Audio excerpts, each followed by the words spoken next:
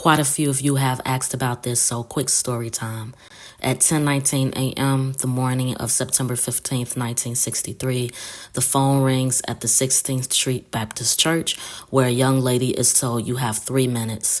At 10:22 a.m., the explosion happens, killing Denise McNair, Carol Robertson, Addie Mae Collins, and Cynthia Wesley, popularly known as the Four Little Girls, and injuring Addie's sister Sarah, who lost an eye but is still alive today. After the explosion, there's a lot of tension and violence in the city, including Klan rallies being held and white kids teasing black kids, which sadly is not unusual in 1963 Alabama, where just that summer, black protesters were sprayed with water hoses, bitten by dogs, and Medgar Evers had just been assassinated on June 12th.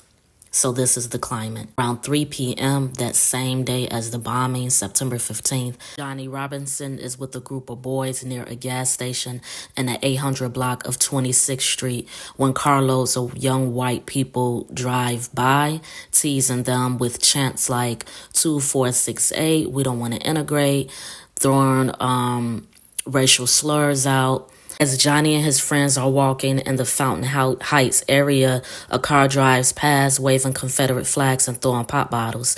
Now, Fountain Heights was nicknamed Dynamite Hill in the 50s because it used to be a lower middle-class white neighborhood until black people started moving in, and that's what started the bombings that gave Birmingham the nickname Bombingham. From 1948 to 1957, there were 48 unsolved racial bombings in Birmingham alone. So that's what we're dealing with.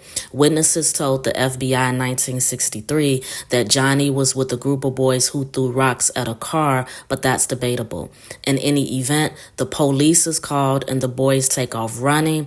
As they are running, Officer Jack Parker points a shotgun out the car window and he shoots Johnny Robinson twice in the back, killing him. At the same time that this is happening, a white minister spoke at a Klan rally praising what had happened at the 16th Street Baptist Church, inspiring two young Klansmen, Michael Farley and Larry Sams, who left the rally and stopped Virgil Ware as he was riding on the handlebars of his brother's bike. They harass the boys, they tell Virgil to run for them, and when he hesitated to run, Larry Sams shoots Virgil twice, once in the cheek and once in the chest, killing him. The time of Virgil's death is around 5:05 p.m., just a couple hours after Johnny is killed. But hardly anyone knows their name, their story, or that their deaths brought the death toll up to 6 kids killed that day.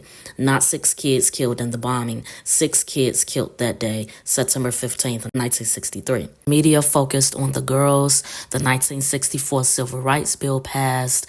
Meanwhile, Virgil was buried in an unmarked roadside grave, and Johnny's family didn't even know the details of his death until 2009 when the FBI reopened the investigation into the shooting. Virgil's body was also moved in 2004.